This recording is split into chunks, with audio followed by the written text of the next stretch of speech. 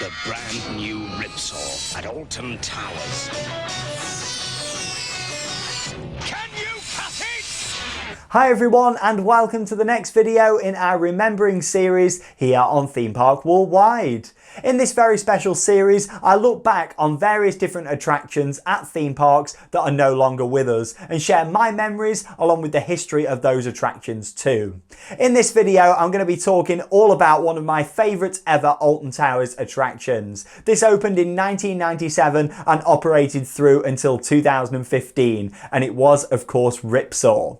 Now before I talk about the ride directly, just want to say about the 90s at Alton Towers. That was the period of time where the park just kept growing and growing. You look at 1992, the original Haunted House and the Runaway Mine Train, Nemesis and Toyland Tours in 1994, and other attractions such as Storybook Land, the Squirrel Nutty, the Alton Towers Hotel. Some absolutely amazing rides were all built during the 90s. And then of course 1997 came along and the opening of Ripsaw, and this would be followed by even more awesome attractions such as Oblivion, and honestly the 90s were a fantastic period for Alton Towers back then. So I want to go into detail and remember this absolutely amazing flat ride that was a Huss top spin. Now Huss have actually sold over 80 top spins at theme parks and fun fairs all across the world. They also do a travelling model, but the top spin became a bit of a staple attraction for Alton Towers, mainly due to the heavy theming that the park actually installed on this. Now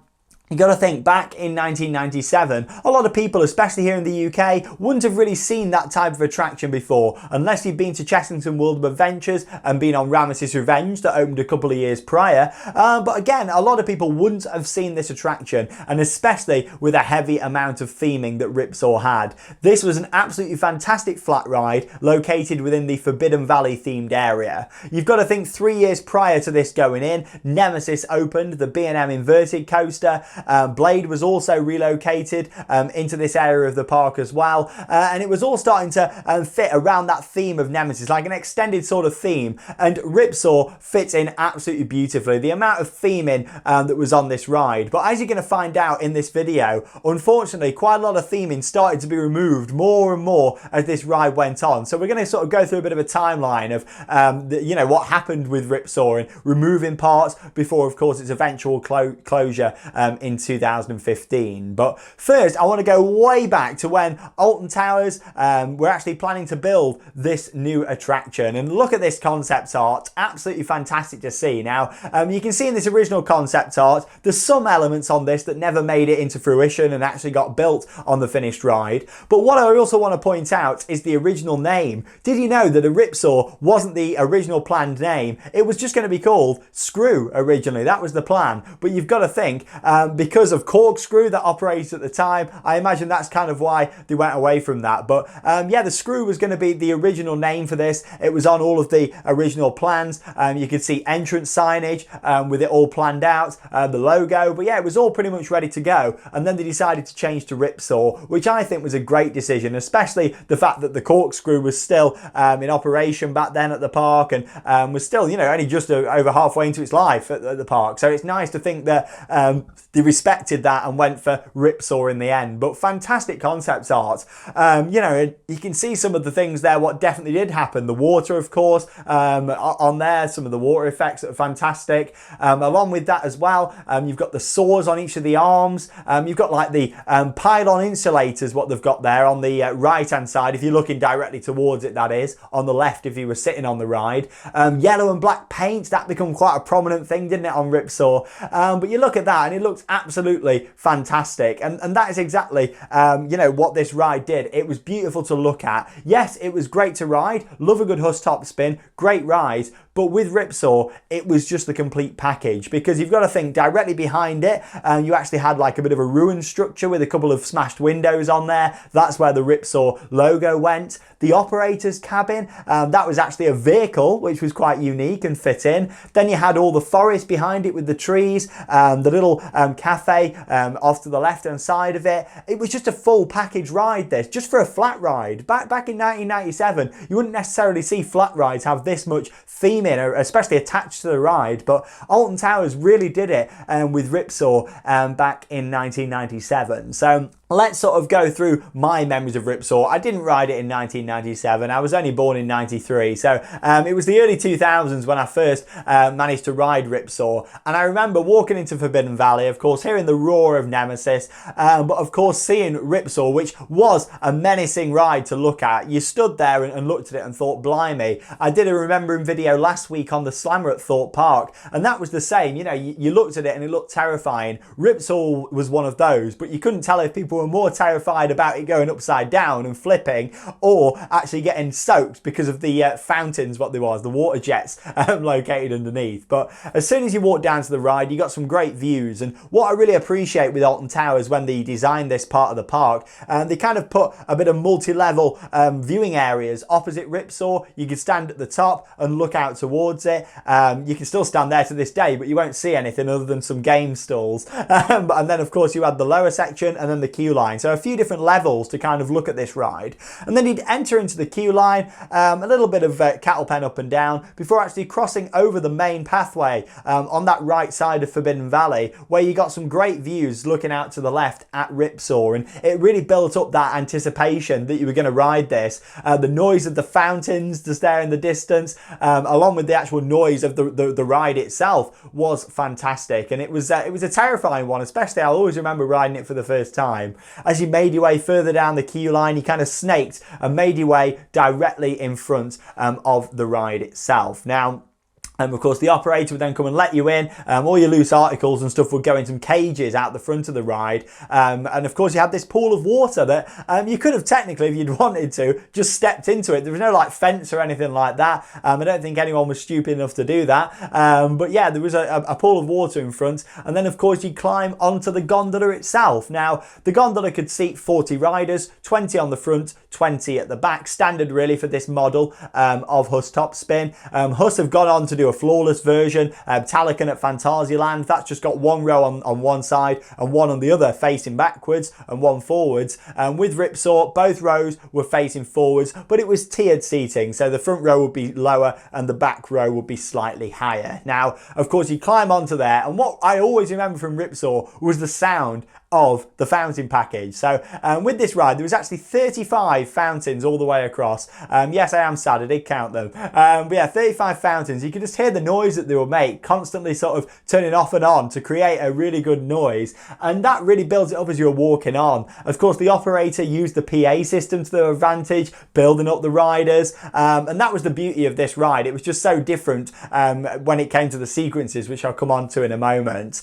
In terms of the restraint system on Ripsaw, it actually had an over-the-shoulder restraint system and also a lap bar that came forwards as well. Not the most comfortable, I have to add. You know, that's my one sort of negative about the overall experience.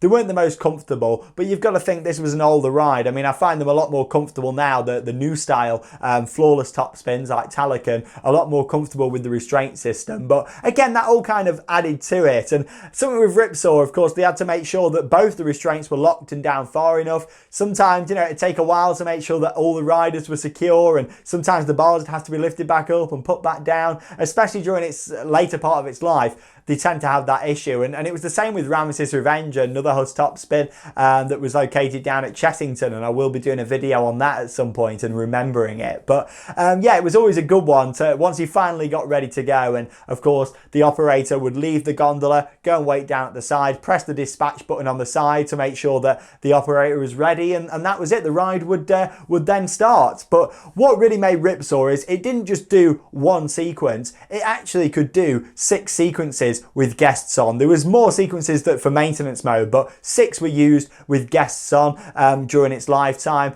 Over the years, some of the sequences the ride really did start to struggle with, unfortunately. And one of the reasons that started to happen was this ride used to get absolutely battered with water, which was a huge part of the experience. So Of course, you've got these 35 water jets, can't forget the 35, that would spray up to the riders. And throughout most of the ride, the operator would use it as a bit of a tease. You would be spinning round, you'd be flipping upside down, and of course, you'd rock forwards and backwards. And sometimes you'd even get the water to hit the back of the gondola or just the front of it, but not getting you wet. And it was a real tease. And then, of course, you would be lowered down face first towards the fountains where you get absolutely soaked. I remember there wasn't many seats where you could escape the water. Off to the ends, possibly so, but if it was a windy day, they get wet as well. One of the fun things with this ride was watching it from off-ride. Even if you loved riding it, just standing off and watching people getting soaked on it was absolutely hilarious. It was one of the big parts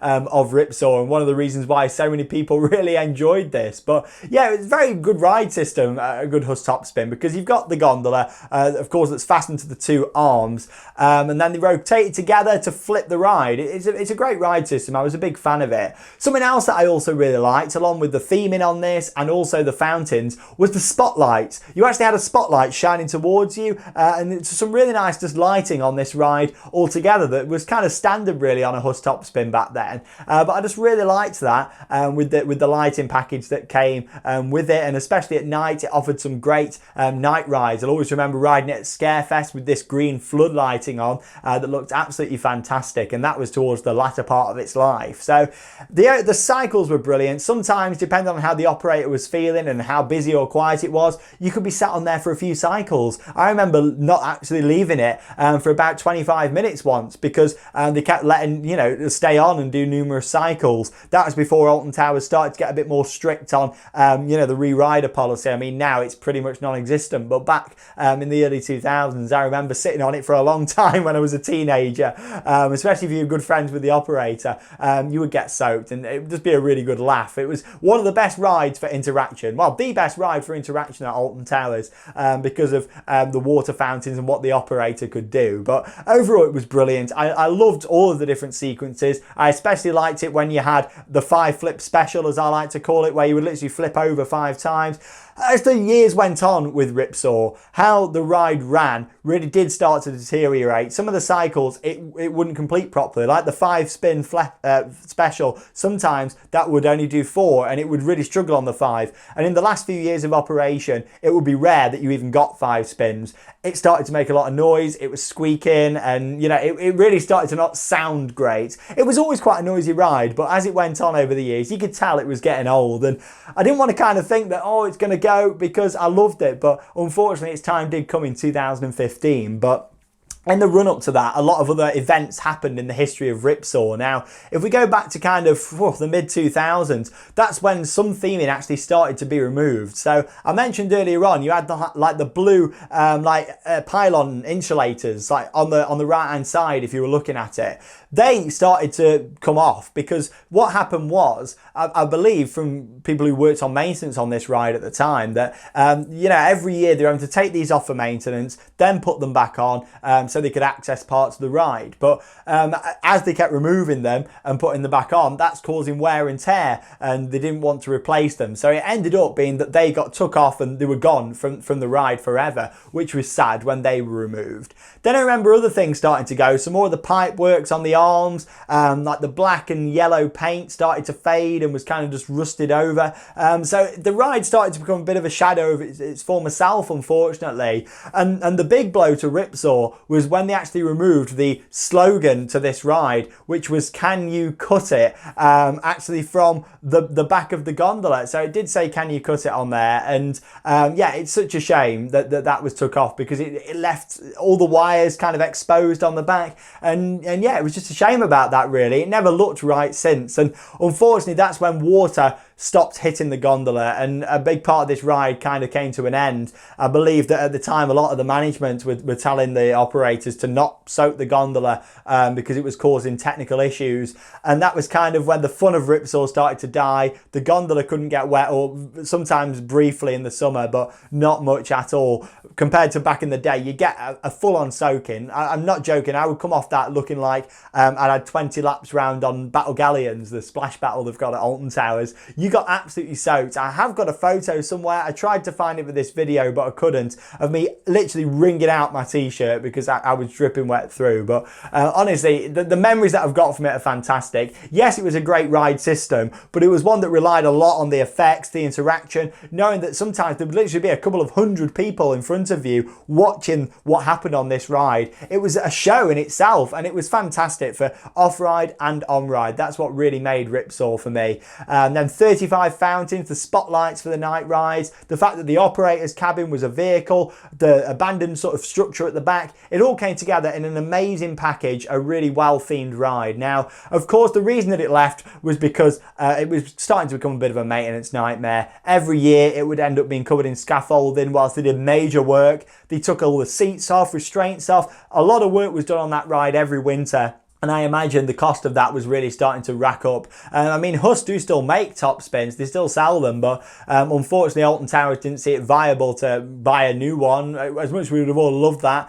to have replaced it, it would have been fantastic. This was a time when a lot of things were closing at Alton Towers. 2015, the year, of course, of that incident on the Smiler, and as always, our thoughts go out to everyone that was involved with that. But that was a changing point for Alton Towers, and we lost quite a few rides at that period of time because of that accident. But you know, I do miss Ripsaw. It was a fantastic ride. Yes, you can go over to Phantasialand in Germany and ride Talican, and it's even more epic, even more themed. But for its time, for its age, 1997, this was spectacular. I'd love to have seen it in opening year. I remember seeing it sort of late 90s as a kid, wishing that I was tall enough to go on, but I wasn't. But I got to ride it early 2000s. I think it was like 2002 I went on, 2001 I think. The year, yes, Submission's opening year was the year that I rode Ripsaw 2 for the first time.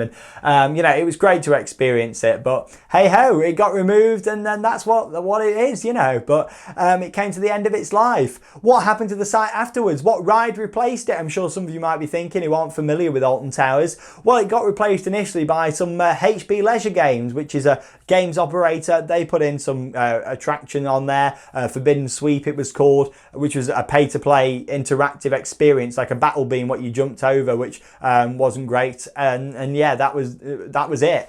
2018, there was a show on there, Wasteland Bash, which wasn't too bad, but I would have preferred having a ride on there. And then now there's literally an advert for the Bear Grylls adventure in Birmingham and a couple of games, and that is it. The theming at the back of the ride still remains in place, but it's just really sad to think that one of the best themed flat rides in the UK, if not the best, was just basically ripped out, and that's it. It became a shadow of its former self. It is a shame. I still think at some point in the future something will happen with that site. It's a potential coaster site for Alton Towers, all the way down that side of Forbidden Valley where Blade is. So you know what, it wouldn't surprise me if we see something like that in the future. Maybe another flat ride. I think I'd rather see a flat there than a third coaster in Forbidden Valley, but you know what, that it is what it is. But I do really miss it, and it's a shame because we've got no more top spins manufactured by Huss here in the UK. It's a shame. And of course Ramesses closed to make way for a new drop tower, but at least Chessington's got something going in place. Alton Towers, it's just an abandoned site, which is a shame really, but there we go. I would love to know your memories and thoughts on Ripsaw. Did you enjoy it? Do you remember getting soaked on it? Did you hate it because you don't like flat rides? Or maybe you got some real fond memories and stories to tell. As always, I would love to know down below in the video comments. And thank you very much for joining me for another Remembering video here on Theme Park Worldwide. Make sure you check out our Remembering Rides playlist here on the channel. Quite a lot in there now. And new ones coming out every week to enjoy at the moment here on the channel. Thanks for joining me, Sean Sandbrook, and that leaves me with one final thing to say. Get out there and keep on riding. See you soon.